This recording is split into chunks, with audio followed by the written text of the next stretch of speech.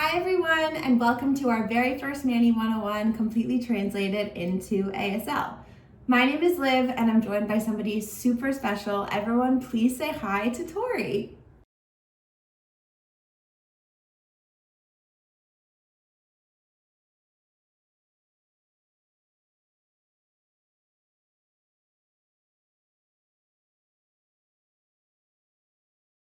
So a fun story time about how this all came together is Tori got a package from Olive and June and she thought that the hands on the shipper boxes reminded her of ASL. So it sparked this amazing idea to do our very first Mani 101 translated into ASL. And Tori, we are so grateful that you are here. We cannot wait for this tutorial. Today is really just about bringing more people into the community of beautiful nails at home, super easy salon perfect DIY nails at home. So I'm super excited. All you need is your Mani system. Tori, are you ready? Okay, let's do it. All right, now that we have all of our tools set up, we are ready to begin the mani. So I'm going to do everything on my left hand first, just to show you. So the first step with any manicure is always shaping. And the tools that we need for shaping are our flat edge nail clipper and our dual grit nail file. Our shaping philosophy here at Olive & June is what we like to call the 90-10 rule, which is that you use the clipper for 90% of the shaping, 90% of the heavy lifting, all of the major cutting and taking down length and changing shape, and then you only use that file for that last 10%. So this is really just for finishing and smoothing.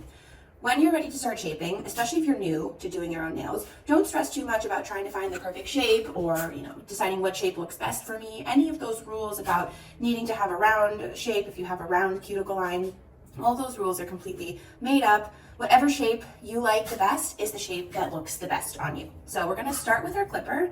And right now, I really don't wanna do too much changing to my shape. So I'm just gonna kind of clip a little bit just to kind of continue to enhance that round shape. I generally like a round shape for me personally, but squoval is super popular. That's with a sort of flat, squared off tip with rounded edges. Squoval is a combination of square and oval. But truly any shape that you want is gonna look amazing. And if you're new, just kind of focus on getting everything looking just a little bit even all over. Nothing has to be perfect, but I just use the clipper just to kind of take off any really obvious bits that I want to change. And then the file, I'm gonna file in one direction. So what that looks like is kind of just going in a really deliberate way, always going in one direction instead of sawing back and forth, which is what is going to give you kind of a more shredded tip. And that can give you peels and chipping, which we of course do not want. So I like to be really deliberate with going in one direction like this. And if you're trying to get a really even shape, another trick that's really good to do is to count your strokes. So you can say, okay, 1, 2, 3 on the right side, and then 1, 2, 3 on the left. And that can help you sort of keep yourself accountable to how much you've taken off so that you don't accidentally take off too much length than you want. That has happened to me many times. But I love, shaping has become this very zen moment of the manicure where I just kind of take my time. Just like that. Okay, I'm pretty into how the shape is looking. So now we're ready to move on to the next step. So we're gonna take our old polish off. And you may be wondering, why did you shape with your old polish on? And that is because shaping can be one of the trickiest parts of a manicure.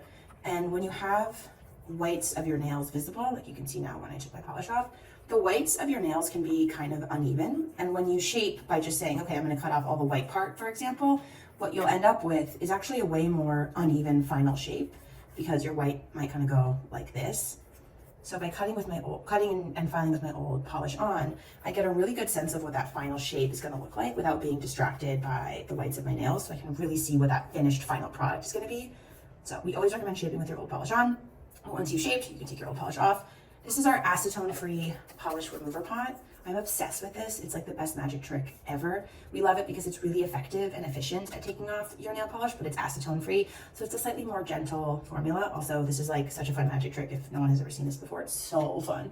But once you've taken your old polish off, we're ready to start working on our cuticles. To do that, all you need is your thumbnail. And what you're gonna do is just gently push back your cuticles using your thumb like this. You may be wondering, why is there no cuticle nipper in the Olive & June Mani system? And the reason for that is we actually don't recommend you cut your cuticles at home. You can accidentally cut yourself and it can potentially lead to an infection. And by doing what we call training your cuticles, which is just gently pushing them back every time you give yourself a manicure, eventually your cuticles really get with the program and they understand that they need to lie nice and flat. Also, by using your thumb, you don't need any additional tool. Plus, because you're feeling it with your own finger, you really protect yourself from pushing too hard. This should never hurt, so if it hurts, you're definitely pushing too hard. All you need to do is just push back that cuticle because you want to make sure that that nail plate is nice and clean and there's no sticky skin kind of on the surface of your nail plate, because that is what's going to give you early chips and lifting. Once you've pushed everything back, you're going to come to your nail buffer. The nail buffer, I want you to think of it like an eraser. So what I like to do is take a corner of the buffer and position it right in that place where my nail plate meets my skin. And I'm just gonna buff in gentle circular motions like that. And what this is gonna do is erase any of that sticky skin, any of that dead skin that's been built up right there at the base of my nail without needing to clip it. Again, we don't wanna cut our cuticles. This is super gentle, it should not hurt. Easy circular motions like that. And then once you've buffed away all of that dead skin, I like to give every nail just a quick little gentle buff like this. This is really preparing the surface of your nail plate to be the perfect canvas for that polish we're gonna put on soon. And if you have some ridges, you can do this to sort of smooth those ridges over, but again, don't over buff, just a quick little buff over the entire surface of your nail plate, like that. Now, this is the part of the manicure where most people go wrong because they feel their nails and they feel that they kind of are dusty and they want to wash them, get all that dust and debris off, but that is probably one of the worst things you could do in your manicure process. All of our manicures are 100% waterless because water is the enemy of a long-lasting manicure. So what you want to do, this is the most crucial step and the most important to ensure that your manicure lasts a really long time. You're going to come back to that nail polish remover pot and you're going to dip every nail back in that remover pot. What that's gonna do is remove any lingering oil, moisture, any of that nail dust from filing your nails or buffing them. It's gonna really clean that nail plate so that that polish you're about to apply sticks really, really well. Whenever people write in and they say that they're experiencing early chips, 99.9% of the time it's because they forgot to do that final dip in the nail polish remover pot, or a lot of folks think that they need to soak their cuticles in water to soften them because maybe that's what they used to do at the salon, but keep water away from everything at least 1 hour before, and then always dip in the remover pot. All right, believe it or not, we are ready to start painting, which is so exciting. So the polish that we're gonna be using today is called Dream Job, and this is such a pretty, neutral, sheer milky pink. And of course we have our best friend, Poppy here. Poppy is our patented universal polish bottle handle that will help you paint with both hands, especially that non-dominant hand, really nice and neatly. And one of the first things that people always write in about is they're like, this doesn't work, it doesn't fit on top. Not to worry, all Olive & June polishes have an overcap. So what you want to do is just pull up and off that overcap. And then when you look at your polish from the top, you're going to see there's a flat notched side of the inner cap. You want to line up that flat inner cap right there with the flat side of your Poppy.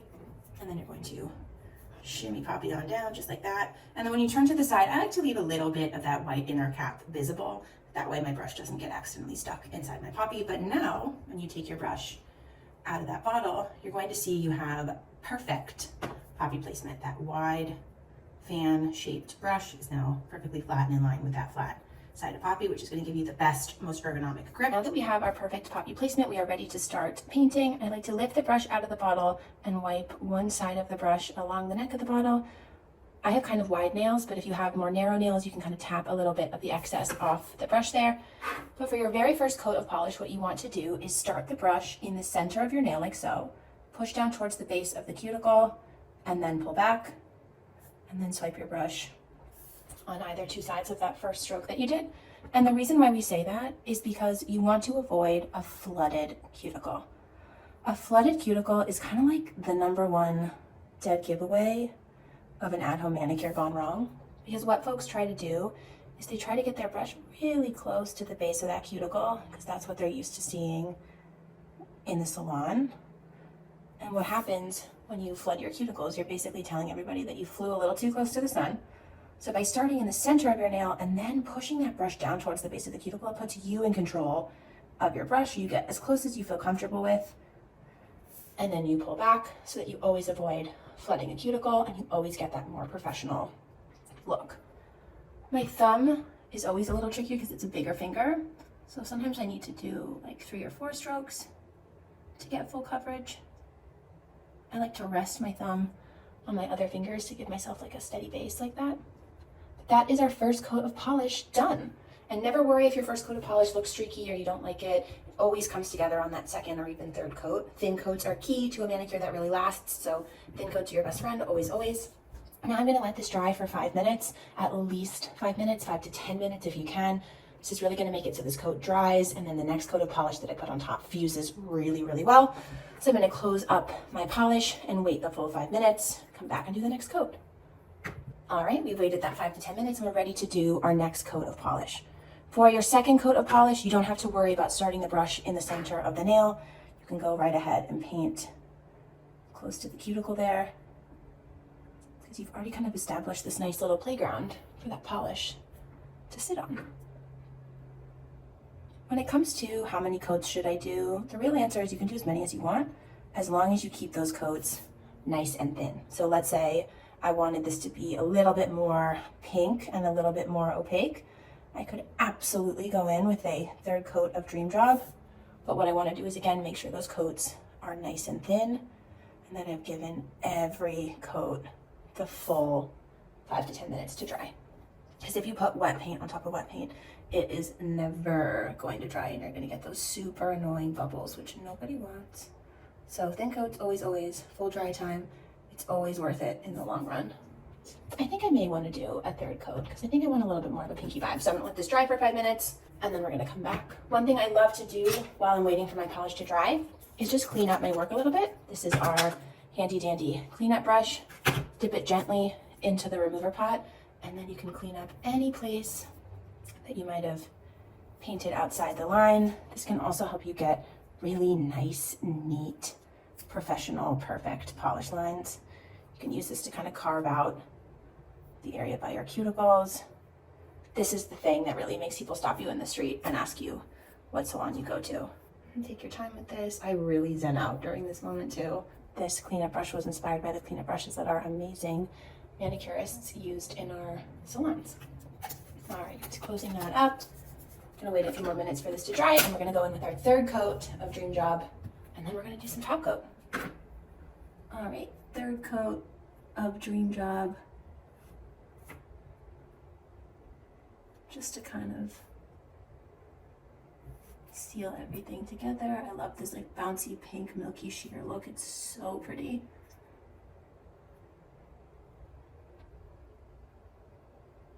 Love. Always remembering to close our polish bottle nice and tight. Pop the overcap back on. And again, I'm gonna do just some easy cleanup here while I wait for this to dry. You wanna always let everything dry in between every coat, even top coat. Got a little bit of polish on my skin there, so I want to clean that up. Okay, nice and cleaned up. Now we're gonna go for top coat. This is our long-lasting top coat, super glossy. It basically makes your manicure look like glass, helps make your manicure last a super long time. This is clear, so you don't have to use Poppy if you don't want to, because it doesn't matter. You don't get it perfectly perfect, but you can always use Poppy with top coat too if you wanted. But a nice thin coat of top coat over all of your nails. You can see, look how shiny that is. It's so pretty. Top coat is the key step. You never want to skip top coat. Another good trick with top coat is to reapply every 2 to 3 days throughout your manicure. It's going to help make your manicure last longer. It's going to reinvigorate that shine, make it look so plump and glossy and gel-like. Love it. All right, so now we're going to wait again another 5 minutes for this coat of top coat to dry, and then we're going to hydrate, and then we are done, my friends. Okay, last and final step of the manicure is cuticle serum. This is our award-winning cuticle serum. It was inspired by an under-eye serum, so it's super lightweight, absorbs super quickly and instantly, never greasy. I have one in every single bag, but you apply cuticle serum, yes, at your cuticles, but I like to apply it all around my nails like this. Gives it that like salon perfect gloss. Like, you know, whenever you walk out of the salon, everything is just so extra shiny and hydrated and gorgeous. That is the magic of cuticle serum. And if you're feeling a little dehydrated, I just take it all the way down my fingers, especially my knuckles get kind of dry. But that is it. Those are all the steps to a salon perfect manicure at home. Everything you need comes in the Mani system. And that's it for today's Mani 101. We hope you had fun. Tori, thank you so much for being with us today. We loved having you here and we're so grateful for you.